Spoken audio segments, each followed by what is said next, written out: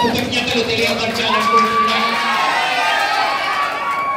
మీ ఉత్సాహాన్ని, మీ ఉత్తేజాన్ని చూస్తుంటే, మీ చిత్తశుద్ధిని, మీ సంకల్పాన్ని, మీ జట్టు స్ఫూర్తిని చూస్తుంటే నిస్సందేహంగా, నిస్సంకోచంగా రేపు రాజంపేట లోక్సభ స్థానంలో నల్లారి కిరణ్ కుమార్ రెడ్డి గారు 2 లక్షల ఓట్ల అధికంగా గెలుస్తారని భావిస్తున్నారు. 100కి 100% పెద్దలు షాజహాన్ బాషా గారు మదనపల్లి శాసనసభ స్థానంలో 30,000 ఓట్ల ఆధిక్యంతో గెలుస్తాడు అని నేను భావిస్తున్నాను. మిత్రులారా, మీరు చాలా మంది తొలిసారి మీ ఓటు హక్కుని వినియోగించుకోబోతున్నారు. కొంతమంది రెండోసారి ఓటు వేయబోతున్నారు. దయచేసి ఈసారి ఓటేసే ముందు చాలా పరిపక్వంగా, చాలా తెలివిగా, చాలా సమగ్రంగా ఆలోచించిన తర్వాత ఓటేయండి. ముఖ్యంగా రాజంపేట లోక్సభ స్థానంలో 2 ప్రధాన అభ్యర్థుల మధ్య పోటీ జరుగుతుంది. ఒక పక్కేమో నల్లారి కిరణ్ కుమార్ రెడ్డి గారు ఉన్నాడు, ఇంకొక పక్కేమో మిథున్ రెడ్డి గారు ఉన్నాడు.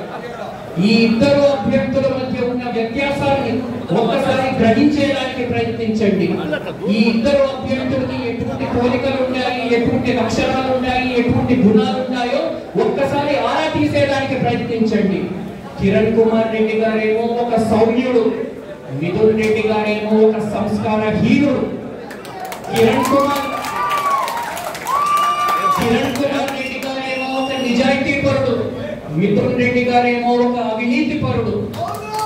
కిరణ్ కుమార్ రెడ్డి గారేమో ఒక ప్రజా సేవకుడు, మిథున్ రెడ్డి గారేమో ఒక రాజకీయ వ్యాపారస్తుడు. కిరణ్ కుమార్ రెడ్డి గారేమో ఒక సమర్థవంతమైన పాలకుడు, మిథున్ రెడ్డి గారేమో ఒక అసమర్థుడు. కిరణ్ కుమార్ రెడ్డి గారిని చూసినప్పుడు మనకు ఒక ఆశా కిరణం కనిపిస్తుంది. మిథున్ రెడ్డిని చూసినప్పుడు మాత్రం మనకి కేవలం నిరాశ కనిపిస్తుంది. మిత్రులారా, కేవలం నిరాశ కనిపిస్తుంది. సో దయచేసి మీరు ఎంచుకోండి, మీరే నిర్ణయించండి, మీరే తేల్చండి. మీకు ఆశా కిరణం కావాలా లేదా నిరాశ కావాలా? మీకు ఒక ప్రజా సేవకుడు కావాలా లేదా ఒక రాజకీయ వ్యాపారస్తుడు కావాలా? మీకు సమగ్రమైన అభివృద్ధి కావాలనుకుంటే, నీతివంతమైన రాజకీయాలు కావాలనుకుంటే, అద్భుతమైన విద్యా సంస్థలు కావాలనుకుంటే, ప్రగతిశీలకమైన వైద్యం కావాలనుకుంటే, మంచి మౌలిక సదుపాయాలు కావాలనుకుంటే, ఆమోదయోగ్యమైన పరిశ్రమలు కావాలనుకుంటే, ఆధునికమైన ఉపాధి అవకాశాలు కావాలనుకుంటే, రేపు ఎన్నికల నాడు మీ ఇంటికి సమీపంలో ఉన్న పోలింగ్ బూత్కి వెళ్ళి శాసనసభ ఎన్నికల్లో సైకిల్ గుర్తుకి ఓటేయండి, షాజహాన్ బాషా గారికి ఓటేయండి.